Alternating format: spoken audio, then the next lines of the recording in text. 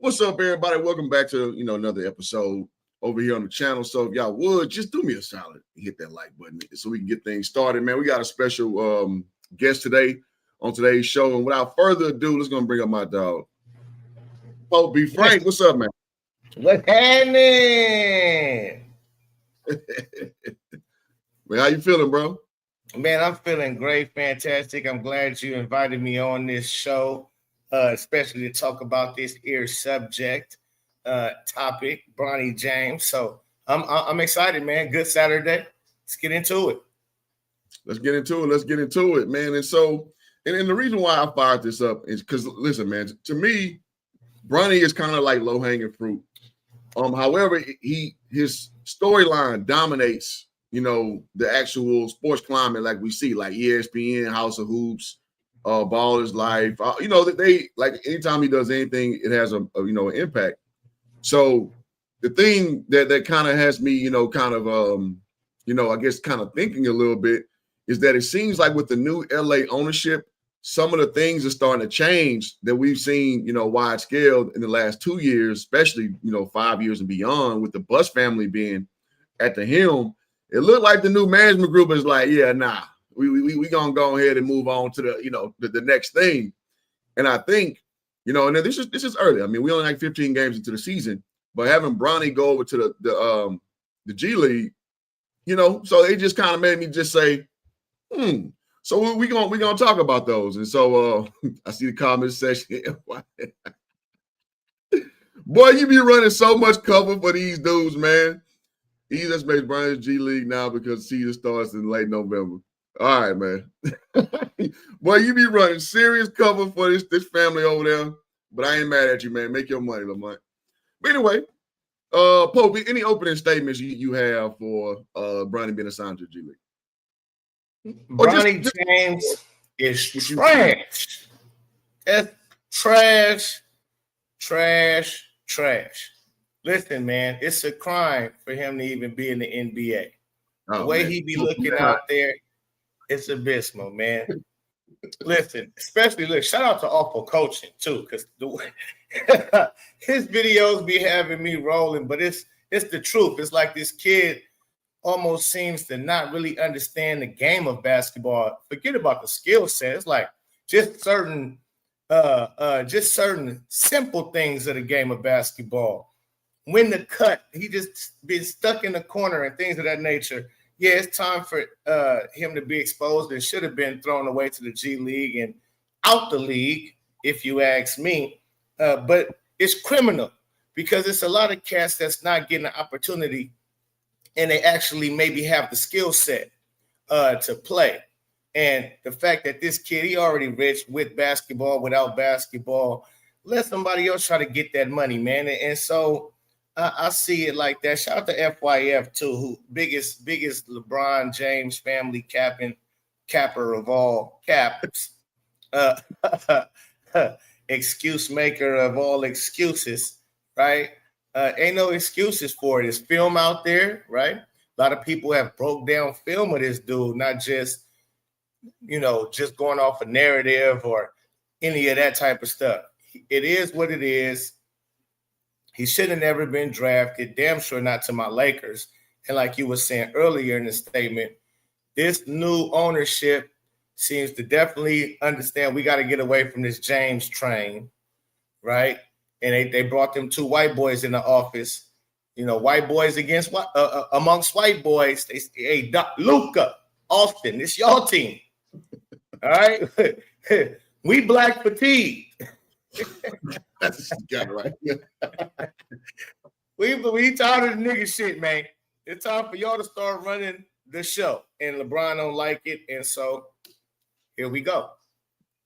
No, so see, this is why, amongst, us being friends in real life, I like bringing you up because you're not going to parse your words ever. You're going to say what you mean and mean what you say.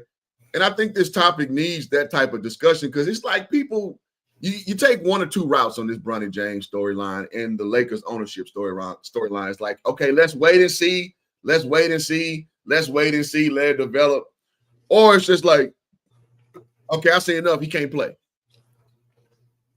he just, I'm sorry, man. Like, I did a whole breakdown of, one of his recent games a few weeks ago. Well, about a month and a half ago.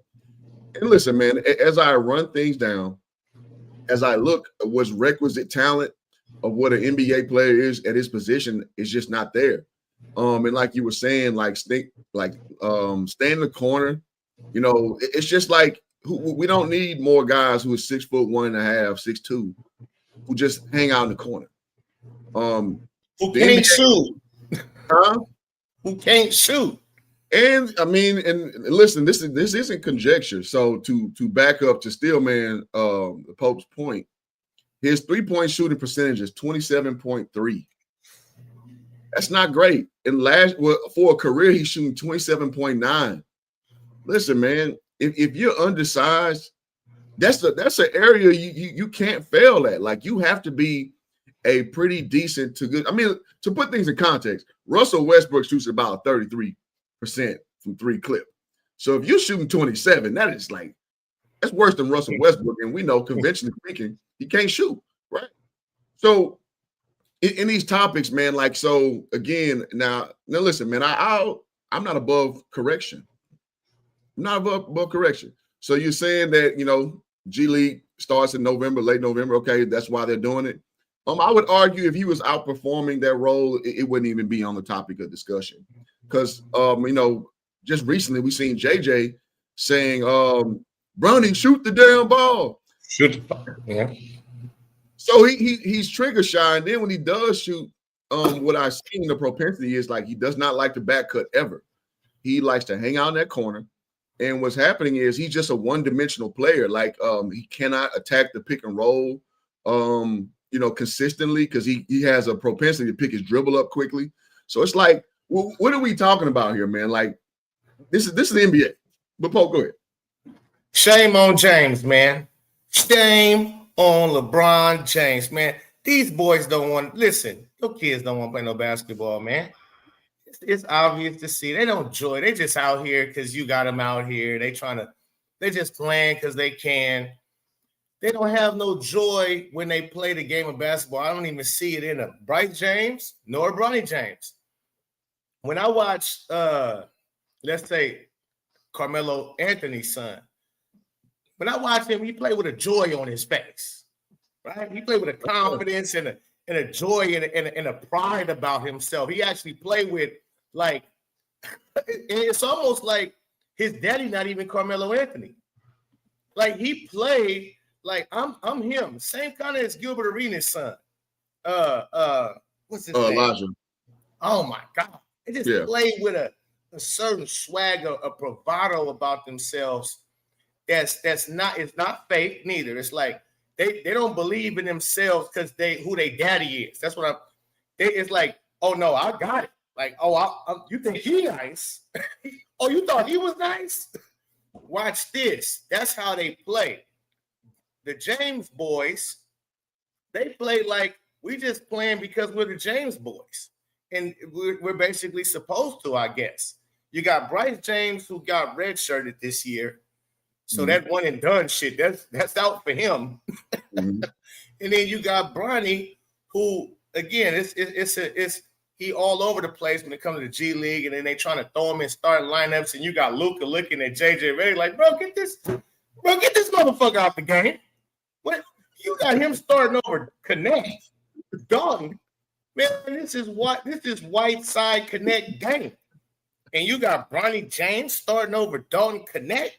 Is you kidding me? As soon as Dalton Connect came in, everything connected, right? Like it was supposed to. It was flowing like water.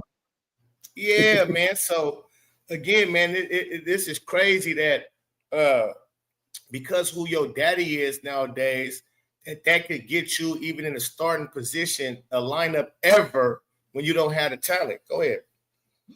Well, so man, here's the thing. So again, one thing I like over here is pushback. So if you're saying he was going back to the G League regardless, I don't accept that.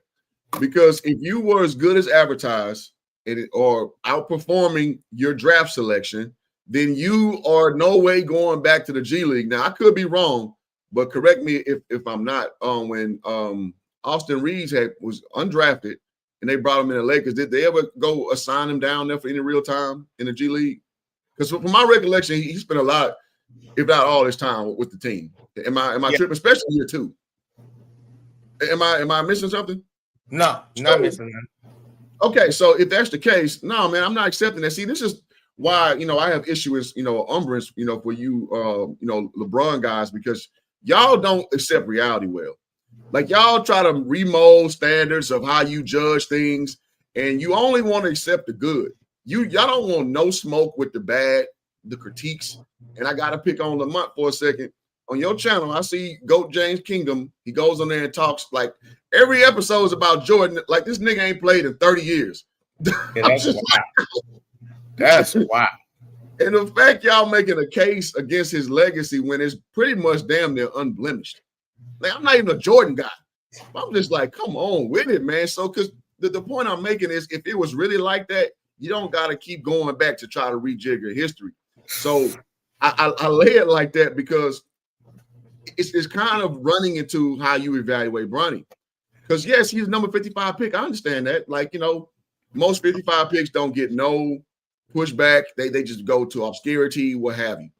But like I led in with, on every major news network, every time he make a layup, it's going on a highlight reel. So the hate got to match the love. So if you're giving him all this attention, the critique is going to follow it. I don't know where y'all be missing this. Like, if you're going to give it's just like the Dallas Cowboys. Doesn't matter how bad the Cowboys are, on First Take on the A block, they're going to talk about the Cowboys. So me as a Cowboy fan, I'm not like, why y'all be hating on the Cowboys? Because we get all the attention. So, of course, people going to come in with the negative comments. Like, I don't know why this is so hard to understand. And on the flip side of that, FYF, he got you with that. Like, the still Michael Jordan topics is crazy. It's crazy work. But you get your money. So, hey, get your money. But the fact that people just love celebrity status that much, because this kid wasn't last name James or was the son of LeBron James, nobody would give a hoot about this kid or anybody talking bad about him. It'd be rightfully so. What is he doing? He would get it from every angle if his last name wasn't James and he wasn't connected to LeBron.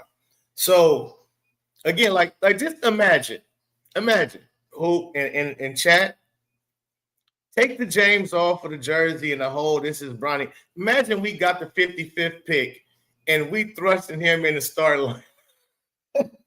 This nigga shooting 25% as a Laker. Listen, as a Laker. What we talking about? We would kill him. We would kill the Lakers. And I mean, I'm talking about even people that's not Laker fans. They'd be like, what are the Lakers doing? Who is this guy? They got this nobody guy starting and he playing minutes and like, who is he? He's terrible. I'll give you an example real quick. Robert Sacre. When Robert Sacre bum ass started to like get real minutes, this is when we were terrible. Dog, we used to be killing him. Like, why are you playing this bum ass dude? Robert Sacre is a bum, right? So Bronny is not immune to the scrutiny. Go ahead. No, yeah, that's a fact. That's what it's like. It's crazy just because he is the son of LeBron. People do all this caping and saving for him. And it's crazy. It's like he a professional. He get it just like everybody else. And like Hoop said, what comes with the shine, you got to be ready for the criticism that comes along with it. It's hand in hand. It's like life and death. You're going to live, you're going to die. You go into this arena of the NBA, NFL, MLB, any of that type of stuff, you're going to get criticized, especially when expectations are put on you, right? And that's been due to your own father. The way they was promoting the way he was promoting his kids. And that's another thing. It's like, bro, you did this to them the whole time, trying to make them a celebrity, LeBron. That's why I say shame on LeBron, because you didn't have to put the spotlight on them like that. Like, for example, Kobe's daughter, Gigi. People didn't know about Gigi and how much of a killer and a hooper she was and how Kobe was actually coaching a lot of people wasn't covering or watching his AAU squad, the Lady Mambas, right? I was, right? You maybe was, who, right? It's a few and in between. But a lot of people wasn't familiar with Gigi's game. Same as even Carmelo Anthony. You knew Carmelo Anthony's son was balling. Same as Gilbert Arenas. You knew they was, but they kind of made them their names for themselves. It wasn't because their daddy was promoting them, putting them out there all the time, and trying to make it seem like they something that they're not. Deion Sanders, LeBron James, y'all did that. Y'all try to make it seem like your kids was something that they not, and had all these people, the expectations on them was too high of a demand for them to meet. Well, yeah, I mean, that's kind of the gift and the curse. I mean, you know, I got on Big Baller Brand, so obviously, I mean, LeVar is not a former NBA player, but, you know, he put his boys in the spotlight, and he was right on 2 out of 3, pretty much. So, yeah, I mean, I don't mean to cut you off because it's different. He didn't put them in the spotlight till they put themselves in the spotlight. I got you. You feel what I'm saying? Because the only reason why people knew him is because we knew the boys from what they was doing on the court. And it was like, oh, and that's their daddy. Oh, and their daddy wants to, okay, he's outspoken. But Lonzo was already ranked in the country, top point guard and so on and so forth. And and when they went undefeated all together at Chino Hills is when the world knew about the Ball brothers. So they made their name for themselves as well. And then, of course, LeVar came and said what he said, but that's everybody. A lot of people looked at it like, oh, that's what daddies do, so on and so forth. It's a big difference, but shout out to LeVar. Well, yeah, so, you know, to be fair, when I first knew who Lonzo Ball was, when he crossed that dude over and he took those steps and tumbled and he stopped him to help him up, that's the first thing I got to know Lonzo at. I didn't really, it didn't register to me, like, so I didn't, I didn't care. But that's when I first got to know Lonzo Ball. I started to care, if I'm being honest, during the tournament when LeVar started making his media runs and I started caring. Because I just don't like UCLA. I don't have a good reason either. I just, I'm making my point to not care about UCLA basketball at all. Even though, I mean, they produce, you know, I mean, Lou Alcindor, which is one of the greatest players ever. I got him top, 2, in my opinion. So, but I just don't pay attention to UCLA basketball as it goes on. But when LeVar did start popping off, I did have more of a laser focus on what they had going to kind of, you know, to the whole point of the discussion. But at any rate, at the end of the day, you still gotta have the talent. That's what we all here for. I mean, listen, man, narrative can take you so far. Storylines can take you so far. And what I've noticed too is a lot of people do this, like, oh, y'all talking about this kid. I mean, like, bro, you 21 years old. That kid label's gone. And listen, man, I'm gonna say this. What I always do with rookies, I give them about a 5-year curve to like when I really start tearing into them about, you know what I'm saying, like as far as being critical, because it takes a while to develop your game. Now, the problem is now on inception, this is just not an NBA player. So I'm not waiting 5 years for something when I'm watching the requisite talent like I just led in with. It's just not there. And by the numbers, just looking up, you know, what he's done so far, averaging 2.1 points per game on 12 minutes a game, 0.9 rebounds, 1.8 assists. Now, I will say this, he's very unselfish. So Bronny will try to get somebody open to, you know, share the sugar, as it were. He's not a selfish player. I will say that about him, but I just don't see a pro. And I'm not gonna lie. I'm not gonna get here and be shamed into an opinion because some of y'all just are just big, ardent fans of his father. Like, I don't care. I don't care. I'm gonna tell you what I see, and what I see is a cat who is not a player. Third says hopefully Bronny would take this humble experience to go to the G League and better skill set because he can't read defenses. He doesn't even try to play defense at all. He's lazy on both ends of the court. Well, I would say this. I think he's opportunistic on ball. Away from ball, not so much. He's just not tenacious enough, man. Like, and the thing is this, man. Like any coach will tell you, if you're not, like, if your size is not super imposing, you got to be special. Like, you got to have like a motor. And we're not seeing a motor. I'm sure Pope is going to back up that sentiment on either side of the ball, like, because he's super athletic, you know.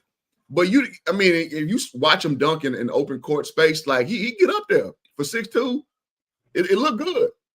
But I never see that he's going at people like that. He always he tends to avoid contact and go around. It's like, dog, at 6'2", man, I'll be trying to put everybody's face on there on a poster, bro.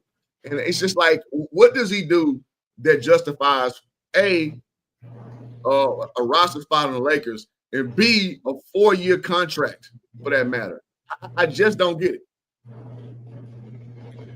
You can tell, like I said, man, you can tell that he rather be doing something else. Again, listen, if you're LeBron James, Michael Jordan, stuff like that, I would encourage me, if I was LeBron James, Michael Jordan, something like that, a legend in the game, I would encourage my kids, don't do this. You don't do this unless you, and another thing, and if you do this, don't worry about the public talking shit about you. I'm going to be the one. If you do this, you know what standard I'm going to hold you to? If I'm legendary and you my kid and you trying to do what I do, because it don't matter. It's the same as coaching or training. I got to call out any insufficiencies you got. Anything I see wrong with your game, or you go out and have a game, I'm breaking this footage down with you. That's not good enough. What are you doing here? Oh, my goodness. And listen, you think I'm tough on you. Watch what these people in the world, on the internet and so on and so forth, is going to be on you. So I'm going to put so much pressure on you to where you're going to either want to quit or you're going to have to be that guy, because I've already laid the foundation of legendary status. So it's got to be expected if you're trying to follow in my footsteps and you are nowhere close to what I've put down.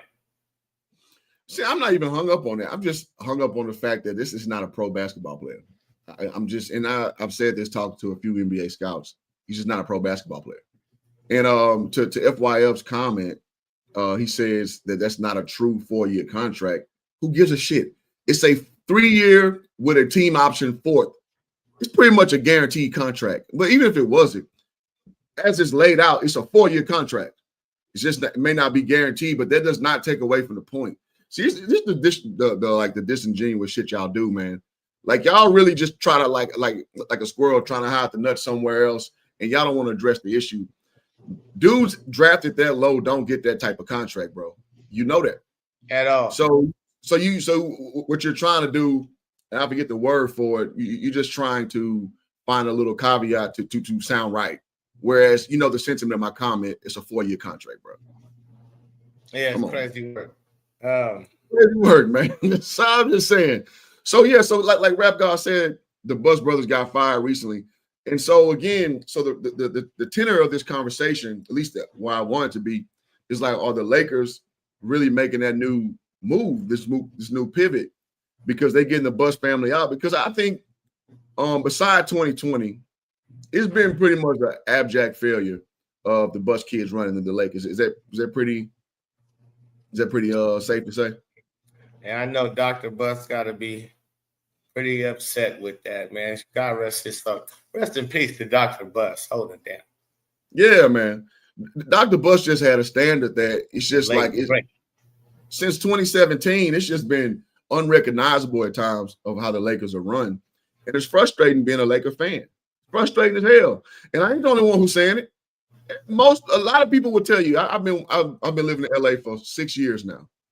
And every time the Lakers come up, because I'm tall, I'm 6'7" in real life, the Lakers come up, and everybody pretty much has the same type of opinion. Like, damn, this LeBron stuff is a little bit ridiculous.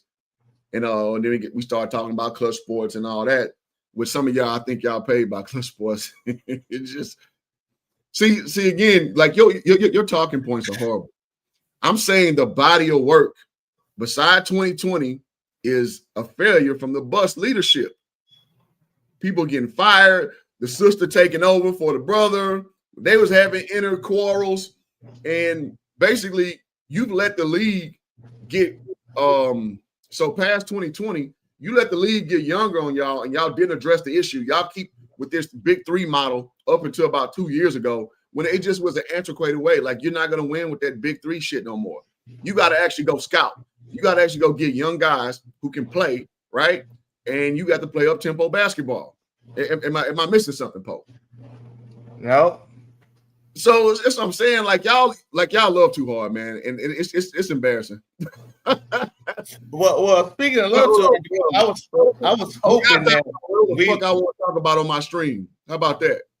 Tell me what the fuck I'm gonna talk about. What you mean? Talk about the team there. Right. I just said the bus admin team is an abject failure. I didn't say LeBron James was an abject failure. I said Jenny Bus. So get your panties out of water. Go ahead. Yeah, I was hoping too to be able to talk about, because I mean, I know Bronny James. It seems to me the same thing is happening with the Sanders family. Same thing with the James family. Same thing. Bronny and Shador is two of the same people. It's in the same situation. Nah. Situation. Most definitely. I'll let you rock. Most definitely. And I wanted to know, because you've been a good advocate for, Deion and his boys, especially Shador, and he's terrible. I've been saying this for a long time. He's terrible. He can't play the quarterback position, and Deion's a terrible coach. And it's all coming ahead. They're both of them is getting exposed as not being like that. And it's like it's all off of merit, off of their name. Deion is just off his name, what he did. He's legendary football player, so everybody think he a good coach. He's terrible at coaching. So much evidence of it. Shador, he hyped Shador up. Shador's a 3-star recruit coming out of high school. He's never been like that. Never. And that's even debatable. He's a 3-star recruit off of playing the worst talent in high school that you can play in Texas. So it's like all of that was overhyped. And when he got recruited, no big schools recruited him. He had to go to FAMU because nobody wanted him. And that was, again, I doubt if his last name was Sanders, that he might have not even been a 3-star recruit. But people think he like that just because he Deion's son. It's crazy work. Well, okay. Well, I know you meant to say Jackson State. I would refute that from a standpoint of even Jackson State fans will admit he's the best quarterback that they probably ever had. Broken all those records. HBCU? No, at Jackson State. At Jackson State. Yeah, that's HBCU. We come on. What are we talking about? Yeah, I mean, HB. So what are we talking about? That same conference produces Steve McNair. That same conference produced Doug. Wow. Okay, now you're being disingenuous. HBCUs since Steve McNair, you talking about some HBCUs ain't been shit since Steve McNair. It really wasn't as competitive when Steve McNair was there. HBCUs was competitive when Walter Payton's was there, when Jerry Rice's was there. Not Steve McNair. It was okay when Steve McNair was there in HBCUs, but it wasn't like that. It wasn't. It's Tavares Jackson, disingenuous. And rest in peace to Tavares Jackson. Was drafted as soon as 2009 from Alabama State. Tavares Jackson. He's the guy that Russell Wilson beat out in Seattle. Who is he? Who is Tavares Jackson? In the third round. I honestly don't know who you're talking about. In the third round as a quarterback, sir. Okay, who is he? Exactly. He's a nobody. You just named a nobody. He was competitive. Somebody. No, he's competitive. Tavares Jackson was competitive. He was Brett Favre incumbent. When Brett Favre went to the Vikings, Tavares Jackson was the guy who took over the team. He was somebody. So literally. So I mean, you can say that, but it doesn't. I'm not saying elite football. I'm not saying that because it's not. But that's just like how FYF just did what he did. That's what you're doing right now. You're trying to bring up the point of you saying one other player who wasn't even a starter in the NFL, and that's my point. Listen, he's a nobody. It's HBCUs. They don't produce stars. So again, you're being disingenuous. No, you said it's not competitive. It's not a lot of talent coming out of HBCUs. It is though. And now Now these days, there's nobody coming out of HBCU. When Shador played in HBCU, nobody was coming. Name somebody that came out of HBCU in 2022, 2021 that's in the league producing. James Houston on his team. He plays for the Cowboys. He's like our best edge rusher. And who did he play for? He played for Jackson State. So again, you named just somebody who Deion went and got from somebody. College. No, and I said 2021. They wasn't okay. Again, bro, you see that you're doing exactly what FYF doing. No, I'm not. I'm just saying that people came out of it. Disingenuous. I'm not saying this. I'm not saying it's elite football. I'm saying that there's talent in HBCU football. So, that's what I'm saying.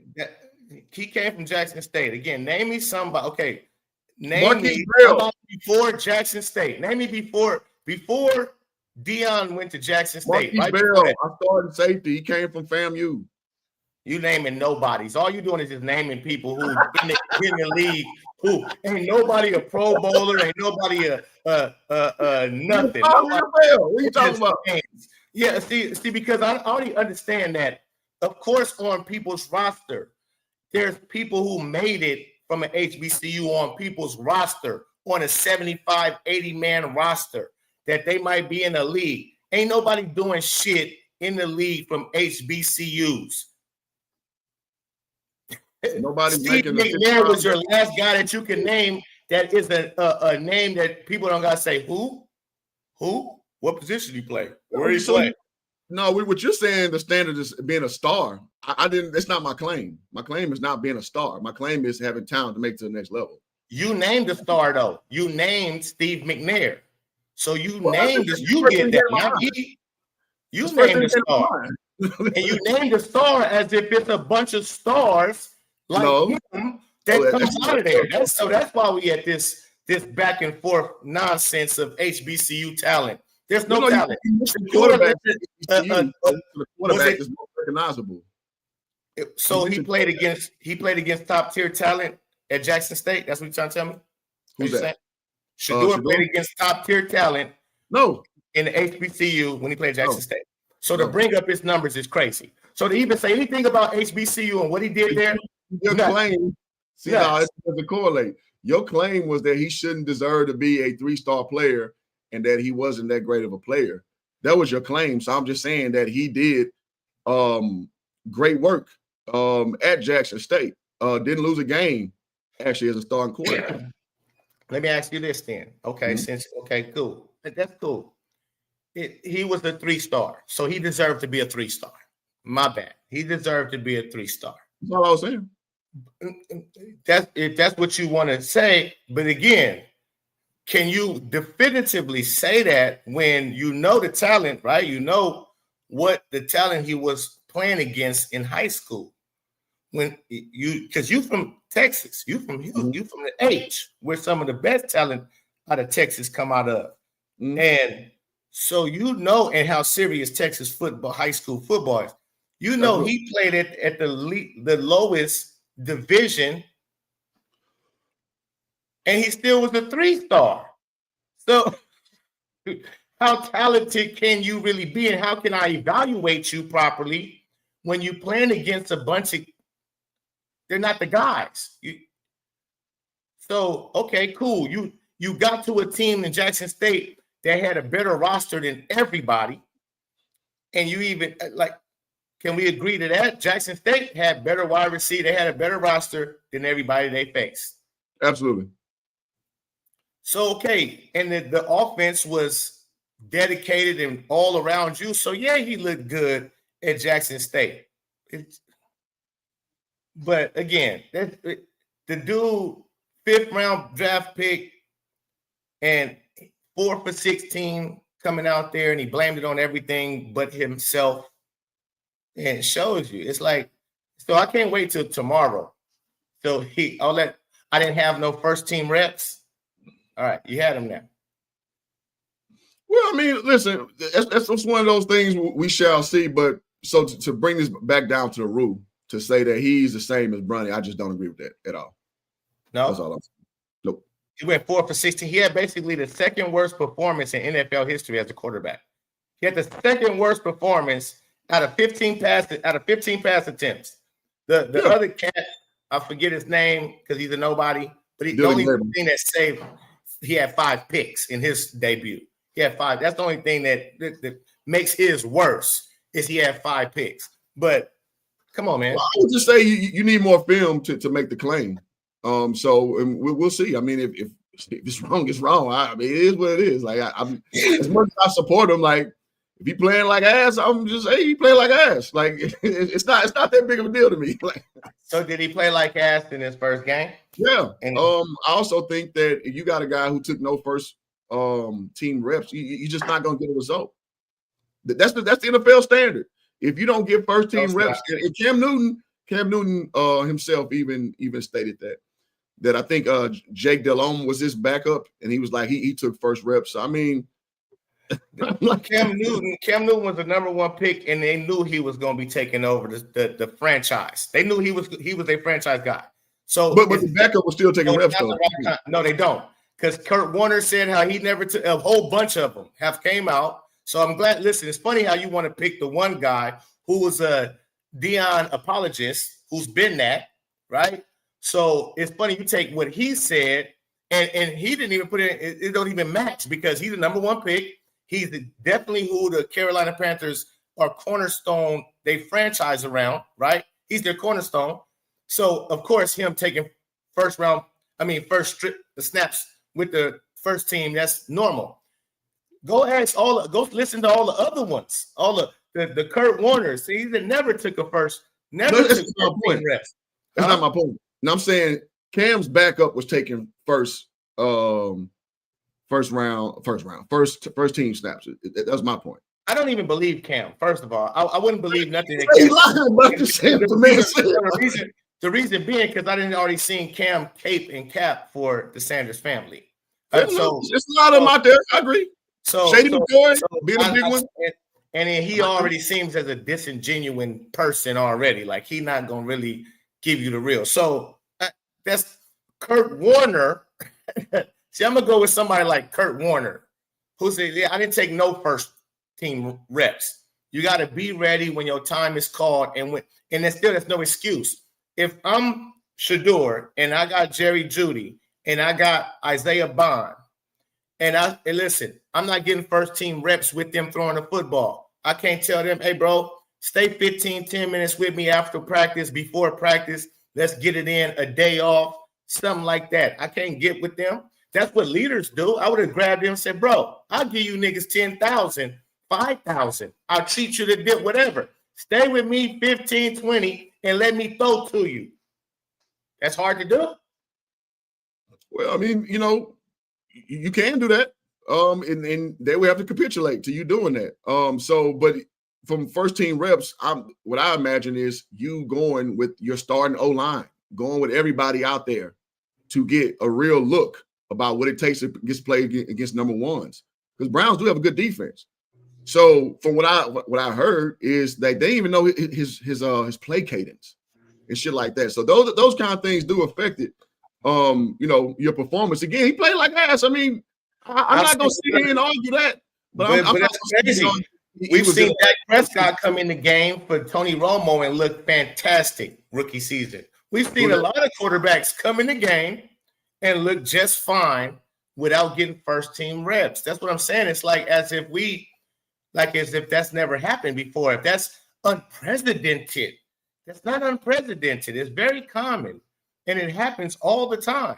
So again, it's just because it's the door and he looked bad. It didn't even like he looked okay. He looked terrible. He didn't look. It ain't like he did okay for his debut. And once he get first team reps, he might look like something special. No, he looked ass. And that's what it is. I would argue there's not enough tape out just yet to make that claim all the way. But he looked bad overall. But to say he can't play, that it's not enough tape. Well, not enough tape. See, I beg to differ because he playing the same way he played at Colorado. He was just able to get away with it playing against the competition he played against in the Big 12 and having the receivers he had running wide open. It's a big difference. But him holding the ball, backing up all the way, him not understanding the defenses, him not putting his line in the proper pass protection, which again, It's not his fault. I really don't blame. It's Deion's fault. He been his coach and his trainer his whole life. So if he don't know all of this shit, that's because of that nigga. It ain't because of Shador. Shador just going with whatever his dad has taught him. That's all he can do. So. Well, here's the thing. Two things can be true. Does he have those bad habits from Jackson and Colorado? Absolutely. Holding the ball too goddamn long, trying to make plays when you need to go with the easy read. You're not gonna get no argument from me. I hate watching that. That shit is a fucking eyesore. However, we looking at a situation where a quarterback coach, well, the coach rather, Stefanski, is epically mismanaging this whole thing, bro. Like we talk about a franchise that can't ever get this position right, ever. Well, you see the meme with the jersey with his 30 niggas who started for the Browns. This is a team who can't ever get this position right. So I can admit the flaws, but like you speaking like he's playing for the Patriots or some a team that knows how to manage a front office, well, as far as the quarterback situation, what have you. Because I'm gonna tell you this, Stefanski will not have a job next year. He will be gone. So this is about as big of a mess that you can possibly do. You got Deshaun Watson, you're paying like $40 million, who ain't did shit. You got Joe Flacco, and he our age, 40 years old, can't do shit, right? Just he's a placeholder guy. You go and draft two dudes, and you mismanage both of them. Dylan Gabriel ain't ready. Shador ain't ready. So it's like, I mean, we got to be honest about this whole situation that's going on in Cleveland. This is one of like the most mismanaged quarterback situations in like recent NFL history. Got you. All right. So you just placed blamed on a two-time coach of the year, NFL coach of the year, who's an offensive-minded coach. This is who you just placed blame on. How long has Stefanski been the Browns coach? Like 3 years, I think. How long has Kevin Stefanski been coach for the Browns? They don't keep him long. So I'm confident in that. How long have the coach for the Browns been there, Kevin Stefanski? Stefanski has been the Browns coach since January 13th. So he's been there since 2020, so almost 6 years. They didn't go to the playoffs.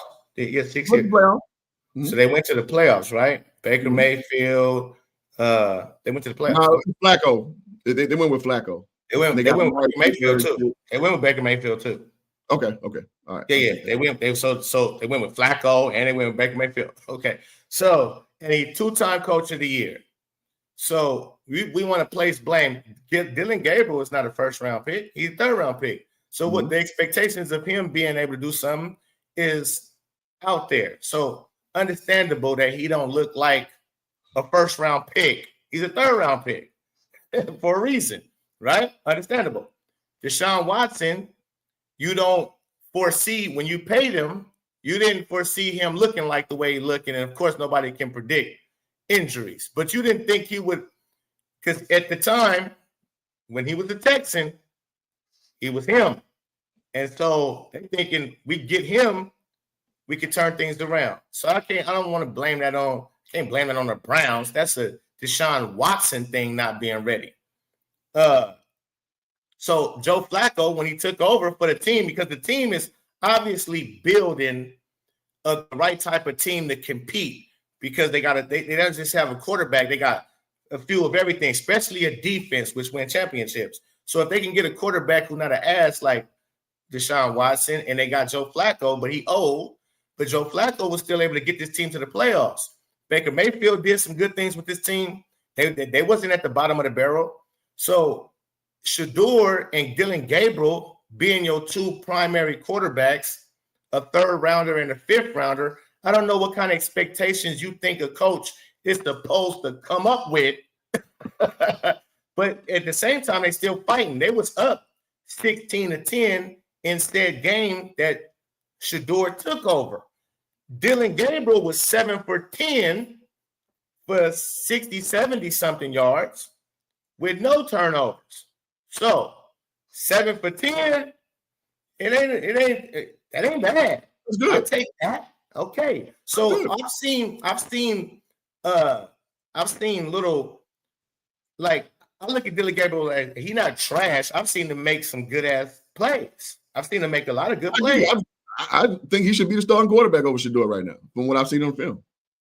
You are okay. You preach the crowd, right? But I'm saying because you just made it seem like the coach is mishandling Shador. It's like no, the coach make sure the third round quarterback, who's like you just said, better than Shador, get as much as reps as possible because he's a third round starting quarterback. So you want to make sure you know everything.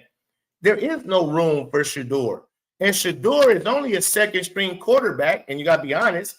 By default, because if Joe Flacco, Cincinnati didn't call him for trade him, he would still be on roster, and he would be the second string quarterback. If Deshaun Watson wasn't hurt, Dylan Gabriel would be second string quarterback. Shador would be third. The coach didn't believe in Shador so much so when they traded Flacco, he like, hey, I don't know yet. You're not second string for sure. I'm going to see if Zappy Bailey, I'm going to let y'all compete. But he got so much flack for it. Shador, he just gave it to Shador because everybody called him racist. All of this shit. He had to deal with all now. Now I don't know football, and I got something against this kid for some odd fucking reason. I don't know. I mean, I don't see. That's not my charge. My charge isn't that he has something, because I'm not one of them Shady McCoy Sanders fans though. Like I don't love too hard like that, because I know what you're saying. Those people were dominating sports media 2 years ago. Like everybody going to the games, everybody talking about can they win it all in their first year. I was just like, nah, man, y'all need to tap brakes on that shit. Like you don't step into a P5 situation and just dominate. But I'm an ardent supporter. So again, two things can be true. So when I see things that you see, I can understand you being frustrated, because it's like you hear all that. How can I put it? Over praise of Shador, and I get that. Like Acho does this shit all the time. RG3 has done it time after time. I'm not quite like that though. Like I support the kid, but I know like so I'll put it to you like this. When I watched him play the last 2 games in preseason, I was like, Dylan Gabriel need to be starting over Shador, because I watched Dylan Gabriel, even though there's nothing special about him, he gets the ball out quick and he gets it to where they clearly have drawn it up, because he doesn't take a lot of deep shots. So I saw that. I'm like, okay, I feel if I was a Browns fan, I feel more comfortable with Dylan Gabriel starting, because Shador, it's a lot of boom or bust in his game right now. And I just don't trust to trot that out right now. Not to say it won't eventually. He gets his timing down. He learn it. Not saying he eventually may not be there, but I'm not that guy though, Pope. So going forward, what I mentioned about the mismanagement of the Browns organization and Stefanski, it's just like, this is just what they do though. Now they have some success in the middle with Baker Mayfield, as you laid out, and Joe kind of coming in doing patchwork duty, getting them in the playoffs. I think the year Amari Cooper was over there. But it's still a situation where you go spend all this money on Deshaun Watson. He gets hurt. To your point, yes, you cannot control that. But you got all this dead money in the quarterback position, and it's been like a fucking a shell game of plug and play options. So ultimately, what I'm saying is, you've shown that by virtue of bad luck in the middle of it, you don't know what you're doing overall to have a stable quarterback room. Because I look across the aisle, a lot of the teams don't really have that same type of issue. So going forward, then you mentioned them being in the game. Yeah, Browns got one of the best defenses in the NFL. They're going to be in ball games. That's the damn show. I mean, I don't know why Myles Garrett is sticking it out, but goddamn it, they are. So ultimately speaking, when again I hear that you didn't give your backup quarterback first team, snaps, that's just I got questions about shit like that. And because here's reality, hindsight's 2020.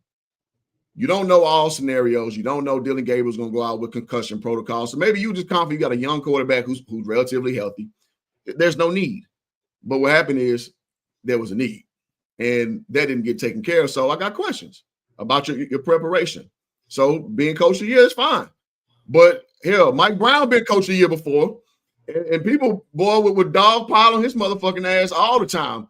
When he coached, he stepped in and coached for, and not trying to be long-winded, but my point is, you can still have foibles or like mistakes, even though you're a decorated coach, or accomplished coach for that matter. So I just got questions about how that situation is being handled, but not absolving Shador from problems that he needs to fix, because that shit looks bad. It looks bad. It's bad. See, what I'm saying is my thing is this. I'm gonna look at who got the credit. I'm gonna look at both people's credit. Since I'm an outsider looking in, right, and I don't have no insiders, I have to look at the history of both parties. Kevin Stefanski's history, his credit checks out. He seems to know how to manage quarterbacks and offenses and know how to coach. Because again, the Browns just haven't been bottom of the barrel in the last few years. They've been relatively, they haven't been championship contenders, but really they tried their best in getting requiring Deshaun Watson and spending whatever amount of money. So I got to really hats off to them because they built the roster. The roster is there. If he would have looked like Deshaun Watson, that was a Texan, they fuck around, beat some Super Bowl champions. So they thinking on the right level. I got to say that. It's a swing and a miss. You know what I'm saying?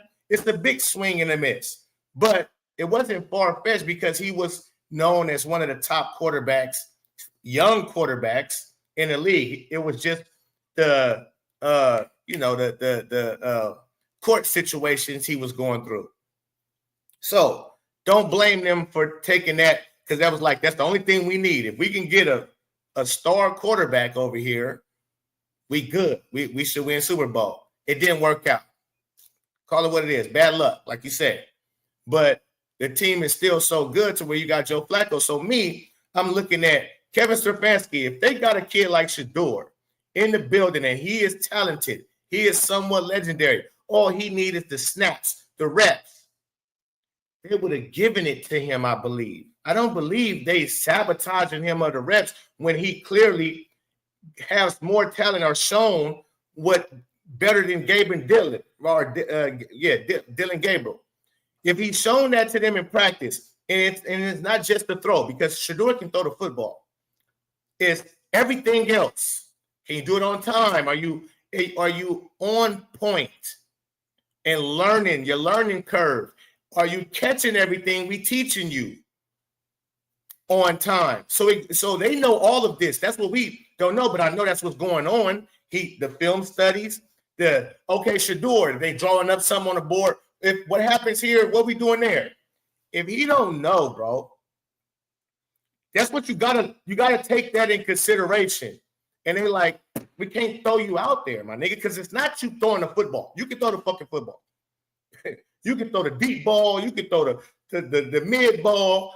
Shador can throw the ball. It's what you got in between here and how much preparation you ready. And then you got to say, okay, well, he's come from Dion and nothing but Dion. He's only been coached by one man. And that's not ever good, especially if that man doesn't know football, which comes to be proven. Dion's not a good coach. He don't know what the fuck he's doing. So now we see why Shador probably don't understand all of the shit that's going on that they trying to teach him, and they know that. Well, that remains to be seen. So that the same ground you give for that, which is fair. I give the same ground that there may be some negligence going the other way as well. Like that they've, as a collective, they've not proven that they doing things the right way. So, fair, definitely fair. So, man, I want to continue this, but I got to be at work at damn 12.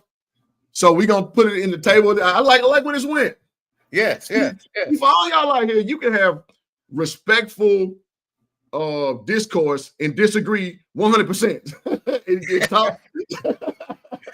Because you know how it's going, these streams, man. People, the emotions take over and you start making insults and all this shit. You can have discourse and just not agree and state your point. That's it. Right. Looking forward to tonight. I might do a live tonight. I don't know. No, it's gonna be too late. Dion say his team. He already made excuses. Say his team don't play well at night game. Yeah, they play tonight. So I got a lot of criticism for Prime and the stuff he does. Even though I am a supporter of his. So listen, man. Just because I like you don't mean I'm gonna sit here and lie on you. So it is what it is, baby. All right, man. Have a good one, man.